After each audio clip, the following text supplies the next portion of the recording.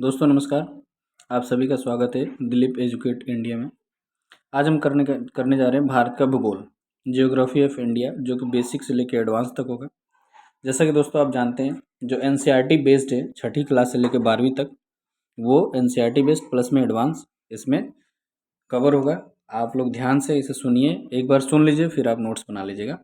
अगर आप चाहेंगे इसका ये पूरा पीडीएफ में भेज दूँ तो आपको पीडीएफ लिंक मिल जाएगा। तो दोस्तों आइए स्टार्ट करते हैं।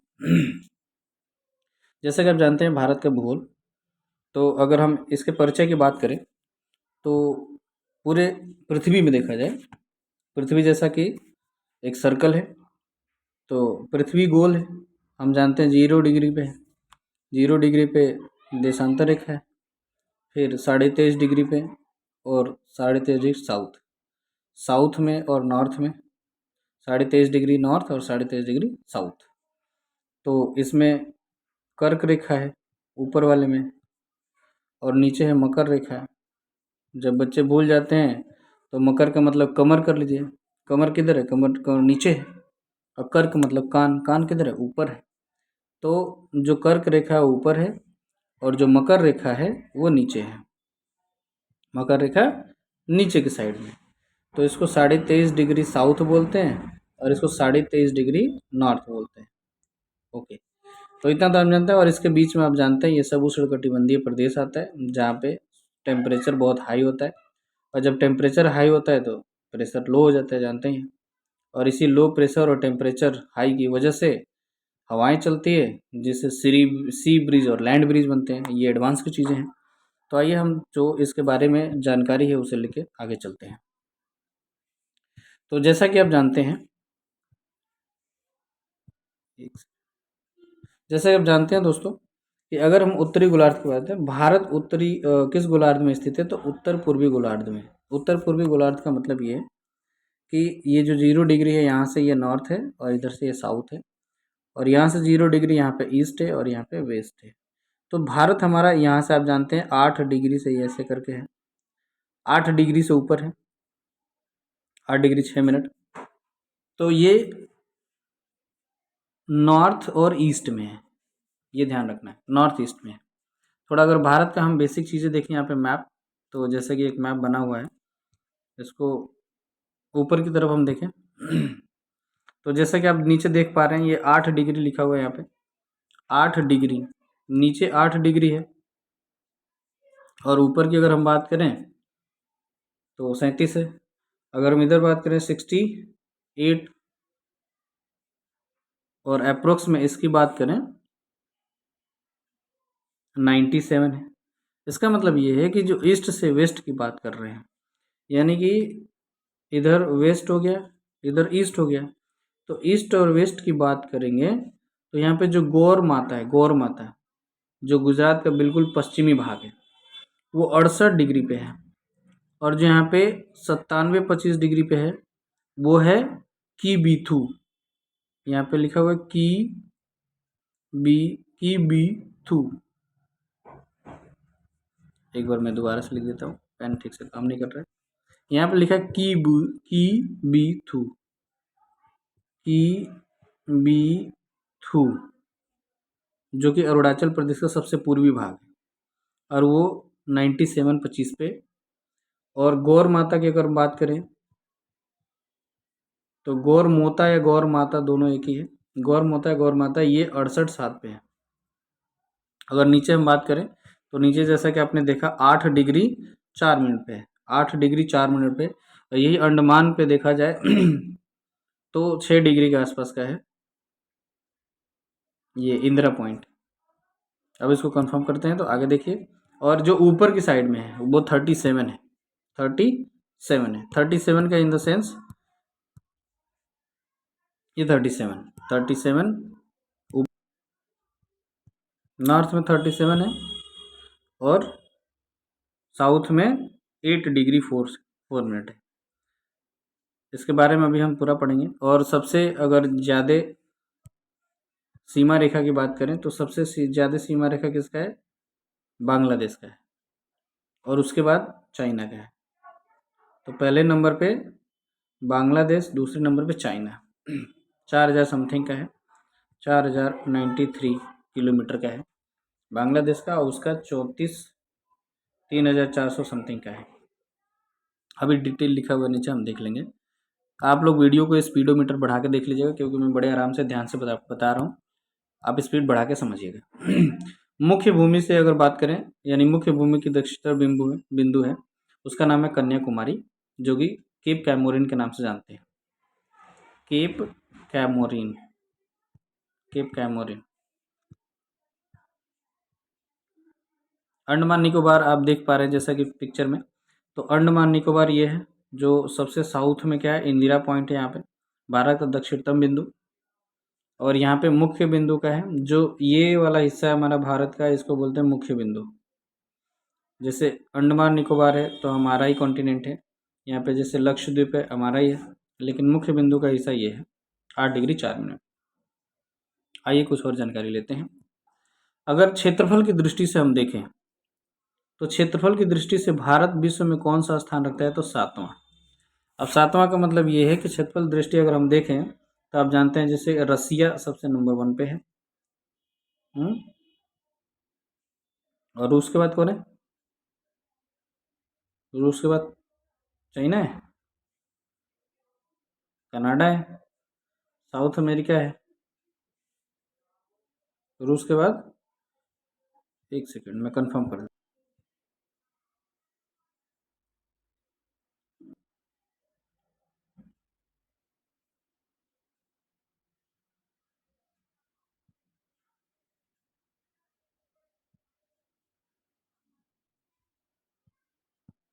तो जैसा कि आप जानते हैं, मैं दोबारा से बता दूं एक बार।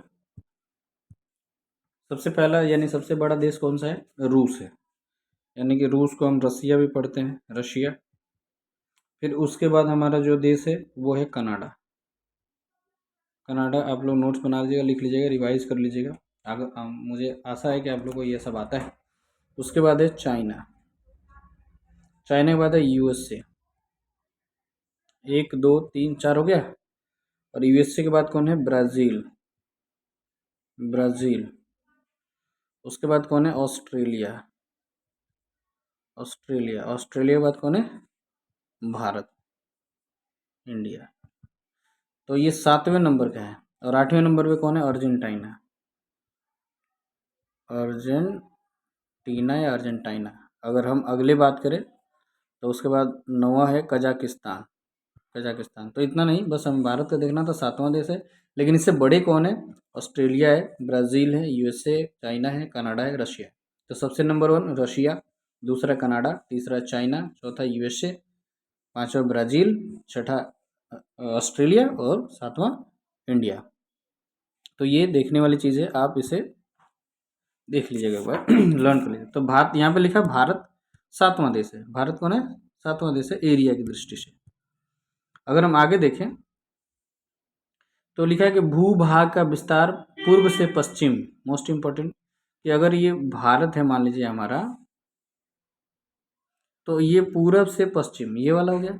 तो पूरब से पश्चिम 2933 किलोमीटर है, और जम्मू कश्मीर से लेकर कन्याकुमारी तक का है 3214 किलोमीटर।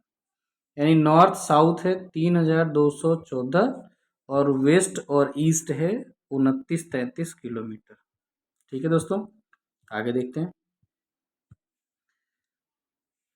आगे है यहाँ पे, भारत का क्षेत्रफल विश्व के कुल क्षेत्रफल का कितना भाग है, तो आप जानते ही हैं 2.42 है, 2.42%। इसका मतलब ये है कि हमारा भारत का क्षेत्रफल अगर देखें तो अप्रोक्स कितना है, 32 लाख, 32 लाख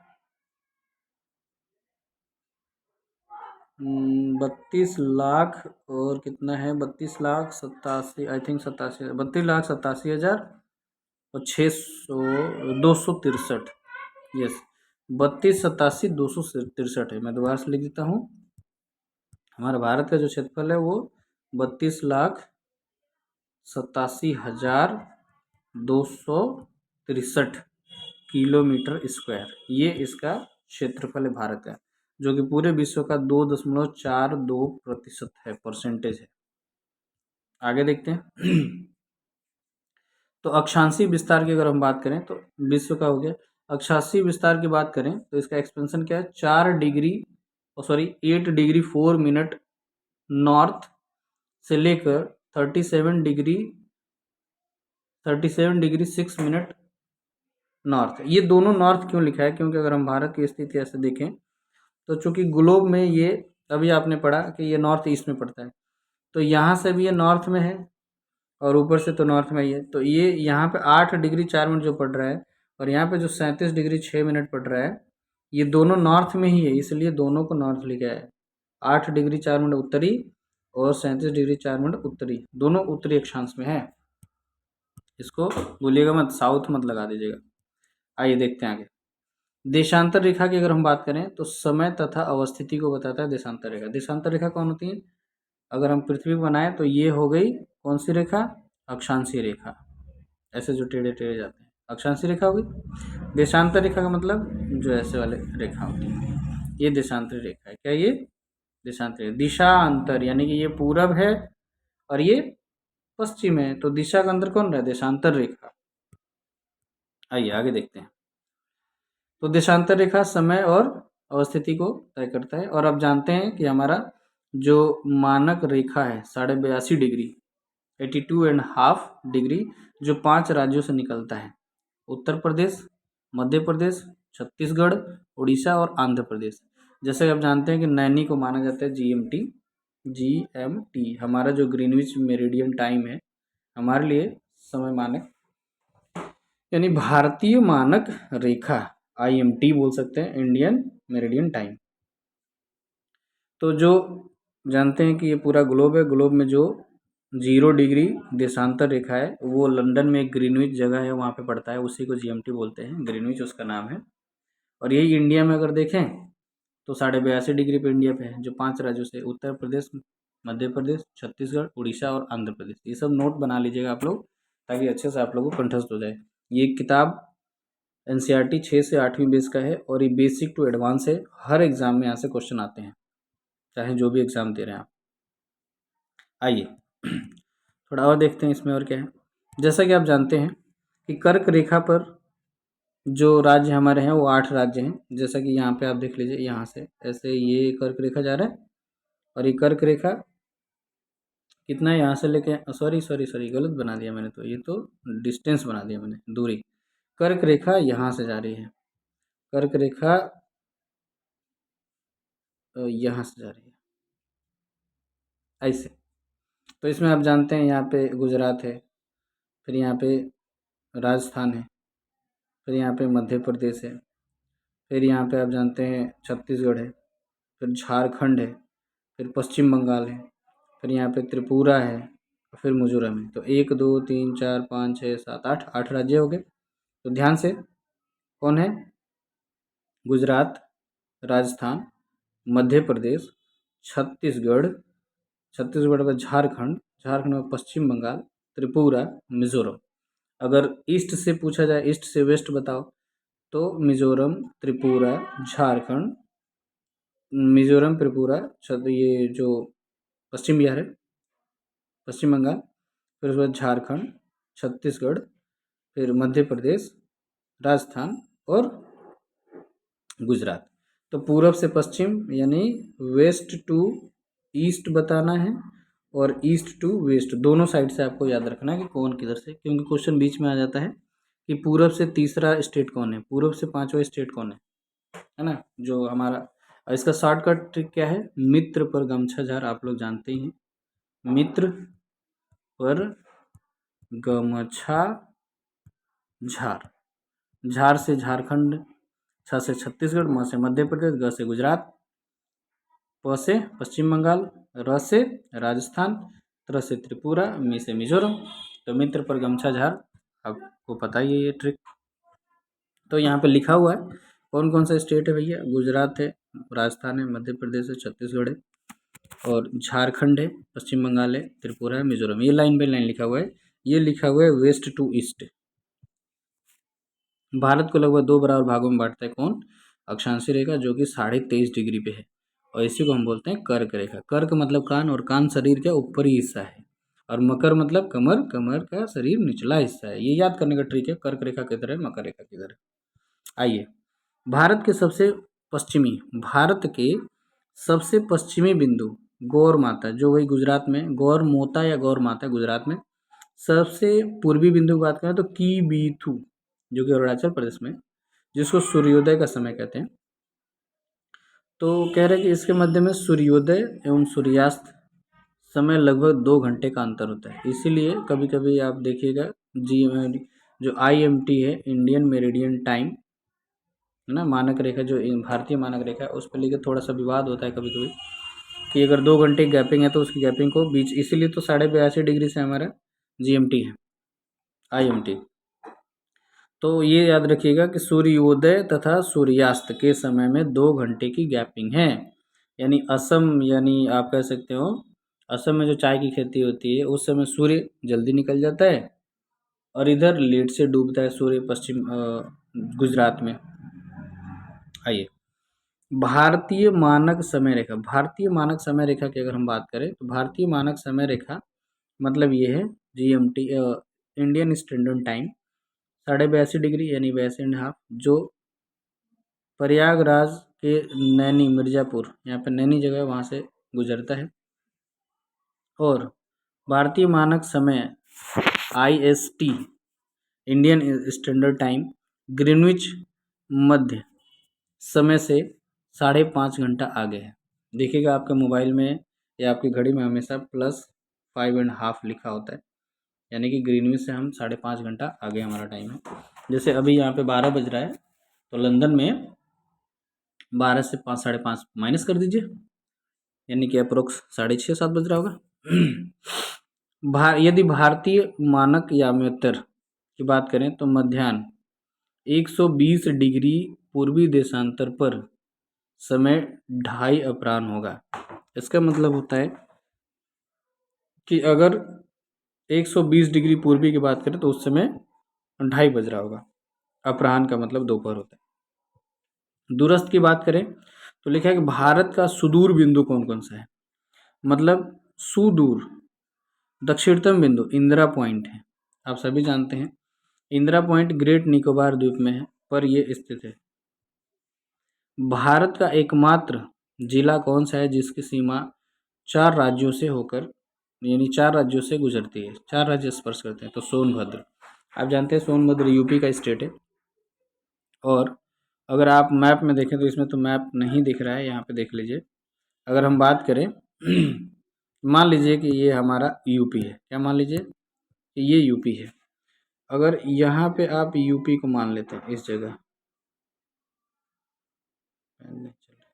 यूपी मान लेते हैं, तो ये जगह जो है ये सोनभद्र का ये दक्षिणी दिशा है। तो सोनभद्र में क्या है, यहाँ पे सोनभद्र बिहार को टच करता है, झारखंड को टच करता है, सोनभद्र छत्तीसगढ़ को टच करता है और सोनभद्र मध्य प्रदेश को टच करता है। तो मध्य प्रदेश, छत्तीसगढ़, झारखंड और बिहार, इन 4 राज्यों को टच करता है सोनभद्र, जो कि यूपी का सबसे दक्षिणी जिला माना जाता है। तो यही लिखा हुआ है यहाँ पे कि ये रहा कि भारत का एकमात्र जिला जिसकी सीमा 4 राज्यों से मिलती है, तो सोनभद्र उत्तर प्रदेश। और ये आपने पढ़ ही लिया कि 82.5 डिग्री पे उत्तर प्रदेश, मध्य प्रदेश, छत्तीसगढ़, उड़ीसा और आंध्र प्रदेश से होकर हमारे GMT यानी कि इंडियन स्टैंडर्ड टाइम गुजरता है। आइए ज़रा हम इस मानचित्र पे ध्यान देते हैं। जैसे कि आप देख रहे हैं यहाँ पे 31 अक्टूबर के बारे में लिखा हुआ है। 31 अक्टूबर 2019 लद्दाख और जम्मू कश्मीर को केंद्र शासित बना दिया गया, आप जानते हैं इस डेट को। और इसके यहाँ पे श्रेणियों की बात करें तो ऐसे जो श्रेणियाँ यहाँ पे हैं, काराकोरम है, लद्दाख है, जास्कर है, पीर पंजाल है, सतपुड़ा है, सॉरी सतपुड़ा नहीं है, काराकोरम है, लद्दाख है, जास्कर है, पीर पंजाल है और शिवालिक है। यस, ये ऊपर से नीचे तक ऐसे श्रेणियाँ हैं। तो इसको हम एक बार देखेंगे क्या है। आप सभी स्टेट के बारे में आप जानते हैं, बेसिक नॉलेज ये है कि 28 स्टेट है अभी और 8 सेंट्रल यानी कि यूटी है। यूटी मतलब यूनियन टेरिटरी, जिसमें डायरेक्ट गवर्नमेंट का हाथ होता है, प्रशासन शासन होता है। इसका मतलब ये है यूटी यूनियन टेरिटरी, केंद्र शासित प्रदेश है जिसमें केंद्र और 28 स्टेट सब में अलग अलग CM होते हैं। तो ऐसे सबसे ऊपरी सबसे पश्चिमी ऐसे लिखा हुआ है। आइए देखते हैं क्या क्या लिखा हुआ है इसके बारे में। ये सारे राज्य हैं और आप जानते हैं सबसे बड़ा राज्य कौन है? राजस्थान। और सबसे छोटा राज्य कौन है? गोवा। राजस्थान सबसे बड़ा है और यहाँ पे गोवा है, गोवा सबसे छोटा है। गोवा कहाँ है? ये रहा गोवा, ये रहा छोटा है। गोवा छोटा सा राज्य है और राजस्थान बड़ा राज्य है। सबसे दक्षिणी तमिलनाडु है, यहाँ पे केप कैमरिन है जो कि कन्याकुमारी के नाम से जाना जाता है। तो थोड़ा सा डिटेल यहाँ पे ये है कि जैसे लिखा हुआ है कि दादर और नागर हवेली तथा दमन दीव को मिलाकर एक कर दिया गया। संसद ने लोकसभा 27 नवंबर 2019 को, राज्यसभा 3 दिसंबर 2019 को और दादर और नागर हवेली और दमन दीव को एक साथ बना दिया। कह रहे कि विधेयक 19 के माध्यम से इसे उपयुक्त दोनों केंद्र शासित को एक साथ विलय करके पुनः 26 जनवरी 2020 को प्रभावी कर दिया और दादर व नागर हवेली तथा दमन दीव होगा जिसकी राजधानी दमन है। राजधानी दमन है, ये मुंबई किनारे पड़ता है। आइए थोड़ा और देखते हैं। यहाँ पे लिखा हुआ है कि उच्चतम बिंदु, उत्तरतम बिंदु, दक्षिणतम बिंदु, पश्चिमी बिंदु, पूर्वी बिंदु और मुख्य भूमि का दक्षिणतम बिंदु। अभी हम ऊपर से पढ़ के आए, यहाँ पे देख लीजिए। तो आप जानते हैं इंदिरा कॉल जो लद्दाख में सबसे ऊपर, तो ये सबसे नॉर्थ में हो गया। दक्षिणतम बिंदु जो ग्रेट निकोबार में इंदिरा पॉइंट है। गौर माता जो अभी आप देख के आए गुजरात में है, या गुहार माता है। किबीथु जो कि अरुणाचल प्रदेश में सबसे पूर्वी है। अब मुख्य भूमि अगर बात करें तो कन्याकुमारी जो कि तमिलनाडु का डिस्ट्रिक्ट है जो 8-4 पे है। और अगर हम इंदिरा पॉइंट की बात करें तो 6-4 पे है। हिमालय की मुख्य पर्वत श्रेणियों का उत्तर से दक्षिण में क्रम काराकोरम, लद्दाख, जास्कर, पीर पंजाल, शिवालिक। इसका मतलब पहले काराकोरम है, फिर लद्दाख है, फिर जास्कर है, फिर पीर पंजाल है, फिर शिवालिक है। जैसे कि आप देख लीजिए यहाँ पे, मान लीजिए यहाँ पे हमारा एक मैप आ गया भारत का, है ना। ऐसे मान लीजिए, तो यहाँ पे है काराकोरम, फिर यहाँ पे है लद्दाख, यहाँ पे जास्कर, पीर पंजाल और शिवालिक। तो यहाँ पे शिवालिक है, यहाँ पे पीर पंजाल है, यहाँ पे जास्कर है, यहाँ पे लद्दाख है, यहाँ पे काराकोरम है। तो KLJPS। आइए दोस्तों आगे देखते हैं। अब हमें जो मेन ध्यान देना है, ये जो एग्जाम में आते हैं ऑनलाइन क्वेश्चन, कि भारतीय मानक समय रेखा जो कर्क रेखा और भारतीय मानक समय रेखा, ये दोनों एक दूसरे को छत्तीसगढ़ में काटते हैं। यानी छत्तीसगढ़ जो कि कर्क रेखा से भी गुजरता है, और छत्तीसगढ़ या उत्तर हमारी IST है जो इंडियन स्टैंडर्ड टाइम है मानक रेखा, वो दोनों एक दूसरे को छत्तीसगढ़ काटते हैं। और एक क्वेश्चन आता है कि जो नॉर्थ से साउथ कॉरिडोर है और वेस्ट से ईस्ट कॉरिडोर है, वो कहाँ एक दूसरे को काटते हैं? तो वो झांसी में। और झांसी कहाँ है दोस्तों? झांसी है यूपी के, जो यूपी का ललितपुर जिला है उससे थोड़ा सा ऊपर, जो ललितपुर मध्य प्रदेश से चारों तरफ 3 तरफ से घिरा हुआ है। तो झांसी में कॉरिडोर का है कटिंग। और आइए दोस्तों आगे चलते हैं। तो आपने समझ लिया इसको।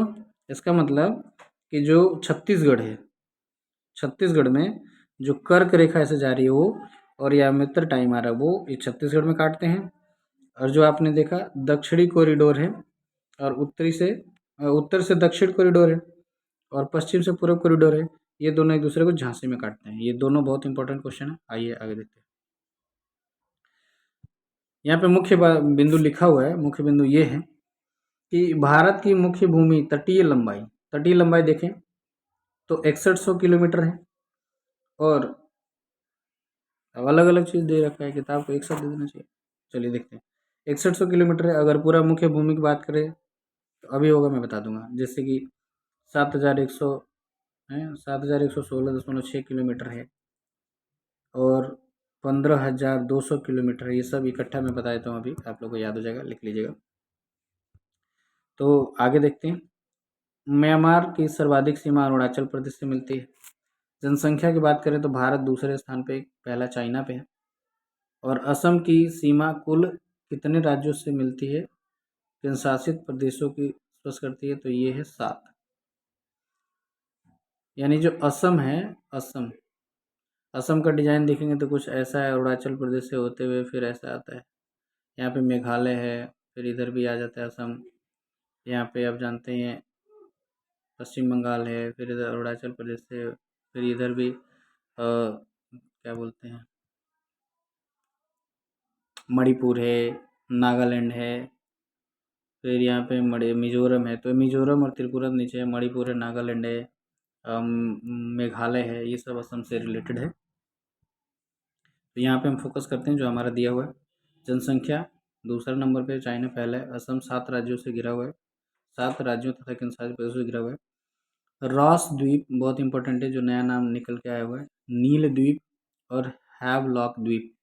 रॉस द्वीप, नील द्वीप और हैवलॉक द्वीप वर्तमान नाम दिए हैं। तो नेताजी सुभाष चंद्र बोस द्वीप और शहीद द्वीप और स्वराज द्वीप। तो स्वराज द्वीप हैवलॉक है, शहीद द्वीप का नाम है नील द्वीप, और रॉस द्वीप को नेताजी सुभाष चंद्र बोस, इनके नाम पे नाम चेंज कर दिया गया है। आइए थोड़ा और देखते हैं क्या है। जल संधि की अगर हम बात करें, जल संधि तो यहाँ पे लिखा है कि भारत की जल संधि आप जानते हैं पाक जल डब्ल्यू यानी पाक स्टेट है। भारत में कौन सा राज्य 3 ओर से बांग्लादेश से घिरा हुआ? था त्रिपुरा, 3 ओर से बांग्लादेश से घिरा हुआ है। और ऊपर जो अभी छूट गया उसको हम देख लेते हैं, फिर नीचे देखेंगे। ये वाला भारत के महत्वपूर्ण चैनल, मतलब ये कि 9 डिग्री चैनल की हम बात करें तो लक्षद्वीप और मिनिकॉय, लक्षद्वीप और मिनिकॉय में 9 डिग्री चैनल है, 9 डिग्री चैनल। 8 डिग्री चैनल की बात करें तो मालदीव और मिनिकॉय नीचे है भारत के इधर अरब सागर में। और ग्रेट या महान चैनल की बात करें तो सुमात्रा और इंडोनेशिया, यानी सुमात्रा जो है इंडोनेशिया का द्वीप है, और वहाँ से निकोबार हमारा जो भारत का द्वीप है इंडिया। यानी इंडोनेशिया और भारत को जो अलग करता है उस चैनल का नाम है महान चैनल या ग्रेट चैनल। पाक स्ट्रेट जमरू है जो कि भारत और श्रीलंका के बीच में, पाक स्ट्रेट यानी पाक जल संधि। एक पतली सी निवेशिका यानी मुंबई, वो है माहिम क्रीक निवेशिका। कच्छ की खाड़ी देखें तो पश्चिमी गुजरात में कच्छ की खाड़ी। खंबात की खाड़ी देखें तो पूर्वी गुजरात, नर्मदा और ताप्ती का मुहाना है। यानी पूर्वी गुजरात देखें तो उसमें नर्मदा और ताप्ती 2 नदियां हैं जो कि भ्रंश घाटी नदियां हैं। और यही 2 नदियां हैं जो, मतलब और भी हैं लेकिन ये मुख्य 2 नदियां हैं जो पश्चिम की ओर अरब सागर में जाके गिरती हैं और अपना मुहाना नहीं बनाती है, भ्रंश घाटी बनाती है। लक्षद्वीप की बात करें तो लक्षद्वीप है मालाबार तट के मध्य, यानी कहने का मतलब ये लक्षद्वीप और मालाबार के तट के मध्य जो है लक्षद्वीप सागर है। मालाबार तट आप जानते हैं जो केरल का किनारा, केरल का तटीय प्रदेश, केरल का तटीय क्षेत्र है, उसको मालाबार तट बोलते हैं। अब जानते हैं मानसून सबसे पहले यहीं केरल में आता है, मालाबार तट पे। और लक्षद्वीप, इन दोनों के बीच में एक लक्षद्वीप सागर है। मन्नार की खाड़ी की बात करें तो आप जानते हैं मन्नार खाड़ी तमिलनाडु और श्रीलंका के बीच में है। मन्नार की खाड़ी का है तमिलनाडु और श्रीलंका के बीच में है। तो श्रीलंका और तमिलनाडु के बीच में मन्नार की खाड़ी है। कोको स्ट्रेट जो कि जल डमरू है, कोको स्ट्रेट म्यांमार और अंडमान निकोबार, उत्तरी अंडमान और म्यांमार का दक्षिणी हिस्सा कोको स्ट्रेट से जुड़ा हुआ है। डंकन पासेस बार बार आता है कि दक्षिणी अंडमान और लघु अंडमान, दक्षिणी अंडमान और लघु अंडमान के बीच में डंकन पासेस है। और 10 डिग्री चैनल की अगर हम बात करें तो अंडमान और निकोबार के बीच में है। मैप से क्लियर हो जाएगा। 10 डिग्री चैनल अंडमान निकोबार के बीच में है। और अभी आपने देखा कि 8 डिग्री और 9 डिग्री, 8 डिग्री चैनल लक्षद्वीप और मिनिकॉय, 9 डिग्री, और 8 डिग्री की बात करें तो मालदीव और मिनिकॉय। मालदीव मिनिकॉय 8 डिग्री और लक्षद्वीप मिनिकॉय 9 डिग्री, और 10 डिग्री जो कि है अंडमान निकोबार में, अंडमान निकोबार को अलग करता है। आइए दोस्तों थोड़ा सा और इम्पोर्टेंट चीज़ें देख लें, उसके बाद देखते हैं। ये है इम्पोर्टेंट चीज़ कि बांग्लादेश सबसे ज़्यादा है 4096 किलोमीटर, जिसके भारत की सीमा जो सबसे ज़्यादा बांग्लादेश से टच करता है। और बांग्लादेश और भारत के बीच में जो सीमा रेखा उसका नाम है रेड क्लिफ। और यही आप पाकिस्तान में भी पाएंगे रेड क्लिफ, क्योंकि पाकिस्तान और बांग्लादेश पहले पूर्वी पाकिस्तान और पश्चिमी पाकिस्तान के नाम से जाना जाता था। तो रेड क्लिफ रेखा पाकिस्तान और बांग्लादेश दोनों भारत के साथ मिलाता है, यानी कि बांग्लादेश और भारत के बीच में रेड क्लिफ, पाकिस्तान और भारत के बीच में रेड क्लिफ रेखा। और सबसे ज़्यादा लंबा किसका रेखा है? बांग्लादेश का। चाइना दूसरे नंबर पे, और चाइना मैकमोहन के, चाइना और भारत का जो रेखा है वो मैकमोहन है। क्या है? मैकमोहन। अगला देखिए, नेपाल की बात करें तो नेपाल में आप जानते हैं काली नदी है जो कि काली नदी नेचुरल है, तो उसको सीमा रेखा उसी को मान लिया गया है। और म्यांमार की बात करें तो पटकई पहाड़ियाँ हैं, पटकई पहाड़ियाँ जो कि वो भी नेचुरल चीज़ है, तो उसको। और भूटान की बात करें तो ये हमारा मित्र है, तो मित्र या जीरो लाइन के नाम से जाना जाता है। अफगानिस्तान की बात करें तो डूरंड रेखा है, अफगानिस्तान डूरंड रेखा है, जो कि लद्दाख से 100 मात्र 106, हाँ लिखा तो है, 106 किलोमीटर टच करता है। तो टोटल जो हमारी शेयरिंग है, जो सीमा लगती है दूसरे राज्यों से, वो 15,106 किलोमीटर की दूरी लगती है। ये स्टेट जानना हमें बहुत ज़रूरी है कि कौन से राज्य से, मतलब कौन से देश से कौन कौन राज्य हमारे हैं। तो पश्चिम बंगाल से आप सुन लीजिए, पश्चिम बंगाल से यानी बांग्लादेश से कौन कौन सा? पश्चिम बंगाल, मेघालय, मिजोरम, त्रिपुरा और असम। आप जानते हैं त्रिपुरा तो पूरा पूरा बांग्लादेश के तीन ओर से घिरा हुआ है। मैकमोहन यानी चाइना की बात करें तो चाइना में लद्दाख है, हिमाचल प्रदेश है, उत्तराखंड है, सिक्किम है और अरुणाचल प्रदेश है। जम्मू कश्मीर गलती से मत कर दीजिएगा। पाकिस्तान गुजरात से मिलता है, राजस्थान से मिलता है, पंजाब से मिलता है, जम्मू कश्मीर और लद्दाख से मिलता है। यहाँ पे हरियाणा आ जाता है, जबकि हरियाणा तो लैंड लॉक्ड है, तो चारों तरफ से ज़मीन से घिरा हुआ है। तो गुजरात, राजस्थान, पंजाब, जम्मू कश्मीर, लद्दाख, ये हरियाणा नहीं है, गलत हो जाता है। नेपाल से बात करें तो उत्तर प्रदेश, बिहार, पश्चिम बंगाल, सिक्किम और उत्तराखंड। उत्तराखंड, सिक्किम, बंगाल, पश्चिम बंगाल, बिहार और उत्तर प्रदेश। उत्तर प्रदेश के 7 राज्य नेपाल से मिलते हैं। म्यांमार की बात करें तो म्यांमार में कौन है सबसे ज़्यादा? अरुणाचल प्रदेश से। तो म्यांमार का साझा है अरुणाचल प्रदेश से सीमा रेखा, नागालैंड से, मिजोरम से, मणिपुर से। अच्छा, यहाँ पे त्रिपुरा नहीं लिखा है क्योंकि त्रिपुरा तो अंदर की तरफ है, वो बांग्लादेश से 3 साइड से घिरा हुआ है। भूटान की बात करें तो पश्चिम बंगाल, सिक्किम, अरुणाचल प्रदेश और असम, भूटान। अफगानिस्तान की बात करें तो सिर्फ और सिर्फ लद्दाख, यानी कि सबसे कम स्पर्श रेखा लद्दाख है 106 किलोमीटर। और सबसे ज़्यादा में कौन है? यहाँ पे 1 2 3 4 5 है, यहाँ पे 1 2 3 4 5, 1 2 3 4 5, 1 2 3 4 5, यानी सब में 5-5 स्टेट शेयर किए हुए हैं। यहाँ पे 1 2 3 4 है, यहाँ पे 1 2 3 4, यहाँ पे भी 4 है, और लद्दाख में 1। यानी यहाँ पे लिखा है ये 5 state 5 state 5 state 5 state 4 state 4 state 1 state लिखा है। आइए दोस्तों थोड़ा आगे चलते हैं। ये सब डीपली चीज़ें हैं, यही सब पेपर में घुमा घुमा के पूछ देता है, इधर उधर से कंफ्यूज जाते हैं बच्चे। थोड़ा सा और देखते हैं, वैसे वीडियो लंबा हो रहा है तो हम इतना ही पढ़ा के छोड़ देंगे, अगला पेज इसके बाद में करेंगे। मैकमोहन रेखा के बारे में अगर हम जानें और रेड क्लिफ रेखा के बारे में जानते हैं, हम नाम तो सुने हैं लेकिन इनके बारे में जानते नहीं, इसलिए जान लेते हैं। 1 मिनट का काम है। लिखा है कि अंग्रेजों के शासन के दौरान भारत और चाइना के मध्य पूर्व यानी उत्तर पूर्व मध्य सीमा रेखा 27 अप्रैल 1914 को निर्धारित की गई थी, जिसे मैकमोहन रेखा कहा गया, क्योंकि सर हेनरी मैकमोहन इसके अध्यक्ष थे, समिति के अध्यक्ष। तो 1914 में इन्हीं के नाम पे शिमला समझौते में नाम कर दिया गया। 17 अगस्त 1947 की बात करें तो भारत और पाकिस्तान के बीच में 17 अगस्त 1947 भारत और पाकिस्तान के बीच में रेड क्लिफ रेखा आई, क्योंकि जो निर्धारण बॉर्डर कमीशन था उसके जो अध्यक्ष थे उनका नाम था सर सिरिल रेड क्लिफ। तो जो भी अध्यक्ष थे उनके नाम पे ये रेखा नाम पड़ जाता है। इस सीमा रेखा का नाम रेड क्लिफ रखा गया। जैसे कि आप जानते हैं, जैसे बलवंत राय मेहता समिति है, जैसे अशोक मेहता समिति है, LM सिंघवी समिति है, तो बहुत सारी समितियाँ जो उसके अध्यक्ष होते हैं उन्हीं के नाम पे पड़ जाती है। तो दोस्तों आज के लिए इतना ही। आप सब इतना समय दिए, अभी है तो इसमें बहुत कुछ बताने को, लेकिन बात यह है कि वीडियो लंबा हो जाएगा, फिर आप देखेंगे नहीं और फिर कोई फ़ायदा नहीं है। तो और थोड़ा सा देखता हूँ कितना है, एक ही पेज तो है, मैं बता देता हूँ। 4-5 मिनट लगेगा और पूरा कर लीजिएगा, फटाफट मैं कर देता हूँ। अभी धीरे धीरे बोल रहा था, अब जल्दी जल्दी कर देता हूँ, आप वीडियो स्पीड में बना के देख लीजिएगा। देश का नाम भारत आप जानते हैं, अन्य नाम क्या है? आर्यवर्त। भारत के अन्य नाम है आर्यवर्त, जम्मू द्वीप, भारतवर्ष, हिंदुस्तान, इंडिया। अब भारत तो जानते ही हैं। नई दिल्ली राजधानी है इसकी। भौगोलिक स्थिति उत्तरी गोलार्ध में अवस्थित है, यानी उत्तरी पूर्वी में है। अक्षांशी की बात करें तो 8 डिग्री 4 मिनट से लेकर 37 डिग्री की बात करें। और अगर देशांतर की बात करें तो 68-60 पूर्वी देशांतर से लेकर 97-25 देशांतर है। इसका आकार अगर देखें तो चतुष्कोणीय है, यही इंपॉर्टेंट है, चतुष्कोणीय मतलब ऊपर से हिंदुस्तान इधर से अंदर इधर चला गया है, फिर नीचे आया हुआ है, फिर ऐसे आया हुआ, फिर ऐसे आया।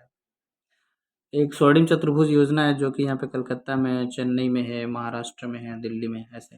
तो चतुष्कोणीय हमारे भारत का आकृति। अगर हम इसके मानक की बात करें तो जैसे कि आप देख पा रहे हैं, हाँ, ज्यामितीय आकार की अगर बात करें तो ज्यामिति में आपने देखा तो ज्यामितीय आकार चतुष्कोणीय है। चतुष्कोणीय का मतलब इन द सेंस कि ये यहाँ पे देख लीजिए, चतुष्कोणीय इन द सेंस कि इसका 4 कोण से मिला हुआ है। जैसे ऊपर से दिल्ली से लेकर मुंबई तक, चेन्नई तक, इधर पश्चिम बंगाल, कलकत्ता वगैरह से लेकर ऐसे चतुष्कोणीय बनाया गया आकार। ये 82.5 डिग्री अभी हम पढ़ गए हैं। 82.5 डिग्री का मतलब ये है कि जिसमें पांच राज्यों से होता है वो 82.5 डिग्री, जिसको IST बोल रहे हैं, Indian standard time line. Allahabad के समीप नैनी है मिर्जापुर में, वो 5.5 घंटा आगे लंदन से, और 82.5 डिग्री से कौन कौन प्रदेश आते हैं आप जानते हैं, उत्तर प्रदेश है, मध्य प्रदेश है, छत्तीसगढ़ है, उड़ीसा है और आंध्र प्रदेश से। भौगोलिक स्थिति की लंबाई की बात करें, ये पूरा समेशन हो रहा है, एक ही टॉपिक में फटाफट सारा मिल गया। तो आप जानते हैं कि उत्तर से दक्षिण की बात करें तो लंबा है, यानी कि कन्याकुमारी से जम्मू कश्मीर तक की बात करें, लद्दाख की बात करें तो 3214 किलोमीटर है। और पूरब से पश्चिम बात करें यानी कि गुजरात से लेके और अरुणाचल प्रदेश की बात करें तो 2933 किलोमीटर है। सीमा स्थलीय सीमा की बात करें तो 15,106.7 किलोमीटर है, यानी मोटा मोटी मान लीजिए 15,107 किलोमीटर इसका स्थलीय सीमा है। आगे देखते हैं, तो अगर आगे देखते हैं तो इसका जलीय सीमा भी देख लेते हैं, वो 15,700 है, 15,107 है। तो जलीय सीमा की बात करें तो जलीय सीमा में है 7,516.6 किलोमीटर। ये इंपॉर्टेंट है जो क्वेश्चन आता है कि हमारा समुद्र में कितना मीटर तक, किलोमीटर तक हमारा अधिकार है। तो लिखा है प्रादेशिक जलीय सीमा 12 मील, संलग्न क्षेत्र की सीमा 24 मील, इसका 2 गुना, और अनन्य आर्थिक अधिकार 200 मील। आप जानते हैं जैसे हमारे यहाँ समुद्र में बहुत सारी चीज़ें होती है, खनन होता है, खुदाई होता है, तेल निकलता है, गैस निकलता है, मछली पकड़ते हैं, आर्थिक चीज़ें हैं, बहुत सारी चीज़ें हैं जो हमारी नेवी सेना रहती है। तो हमारा कितना बाउंड्री है, आप जानते हैं ये मान लीजिए हिंदुस्तान का बॉर्डर है, यहाँ पे चेन्नई है, चेन्नई से मापा जाता है 24 किलोमीटर, 12 किलोमीटर, 12 मील, 24 मील, 200 मील, अप्रोक्स 1 मील में 3 दशमलव समथिंग किलोमीटर होता है। आइए आगे देखते हैं। तो आगे हमने देखा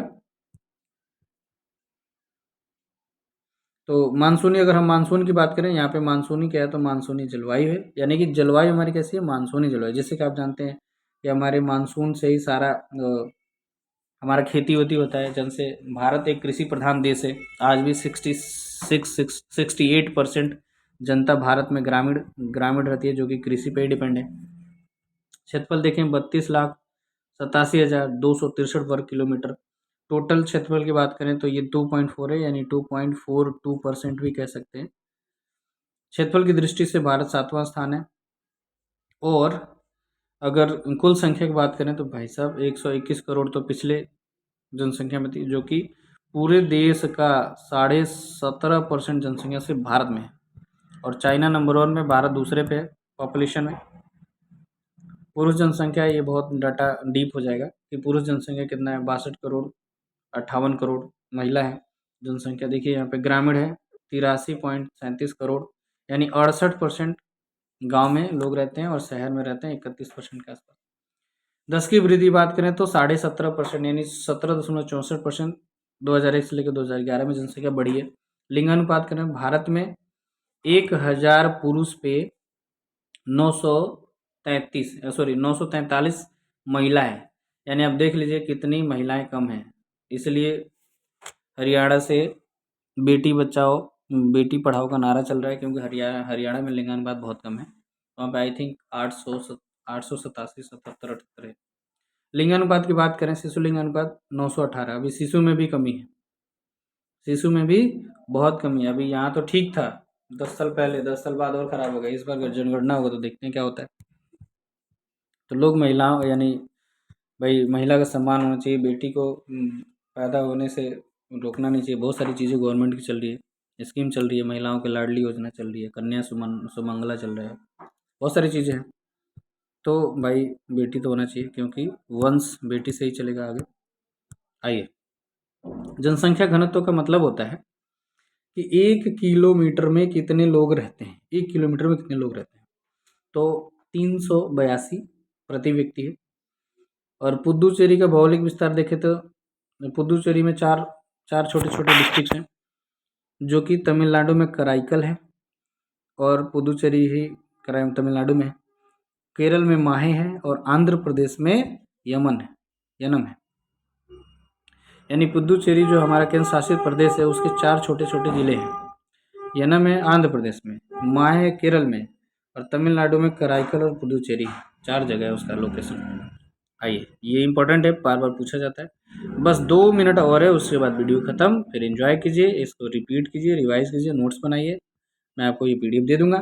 कुल साक्षरता की बात करें, भारत की कुल साक्षरता 74.04 है, लेकिन खाली पुरुष की बात करें तो अप्रोक्स 82 के आसपास है। महिला की बात करें तो 65-64 के आसपास है, ये लिखा हुआ है।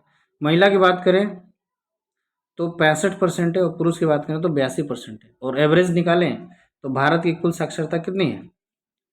74%, जबकि बहुत ही बेकार है। इसी स्थिति को देखते हुए हमारी गवर्नमेंट ने बहुत सारी स्कीम चलाई। मिड डे मील योजना है, पीएम पोषण योजना है, महिलाओं को, बच्चों को बाल विकास, ये आंगनबाड़ी योजना है। ये सब के सब ये बच्चों को पढ़ाने के लिए, यानी हमारी साक्षरता दर ठीक हो जाए, बच्चों को पोषण ठीक से मिले। अनुसूचित की बात करें तो भारत में अनुसूचित, जिसको SC ST बोलते हैं, तो जो SC कैटेगरी के लोग हैं वो 16%, 16.5 हैं। और जो ST कैटेगरी के लोग हैं, ST कैटेगरी के लोग हैं 8, यानी 8.5%। तो 8.5% ST हैं, 16.5% SC हैं, और टोटल राज्य 28 है, केंद्र शासित प्रदेश 8 है। पर्वतीय विस्तार की बात करें, इंपॉर्टेंट आ गया ये चीज़, डाटा मतलब बड़े बड़े एग्जाम्स में पूछे जाते हैं कि पर्वतीय क्षेत्र की बात करें तो कितना है, 10.5% मोटा मोटी। और पहाड़ी क्षेत्र, पर्वतीय और पहाड़ी में 2 अंतर है। पहाड़ी मतलब कुछ ही दूरी होती है, और समतल ज़्यादा होते हैं, वहाँ पे 18.5%। पर्वतीय मतलब टोटल पहाड़ हो रहे हैं।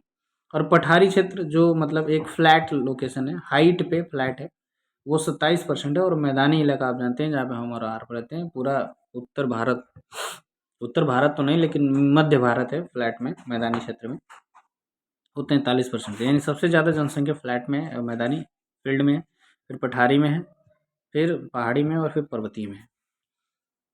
कर्क रेखा पर स्थित 8 राज्य फिर से आ गया, गुजरात, राजस्थान, मध्य प्रदेश, छत्तीसगढ़, झारखंड, पश्चिम बंगाल, त्रिपुरा और मिजोरम। मित्र पर गमछा जा रहा, आपको अभी याद दिलाया मैंने। आइए, जो मेन इंपॉर्टेंट क्वेश्चन है ये रहा। क्वेश्चन क्या है?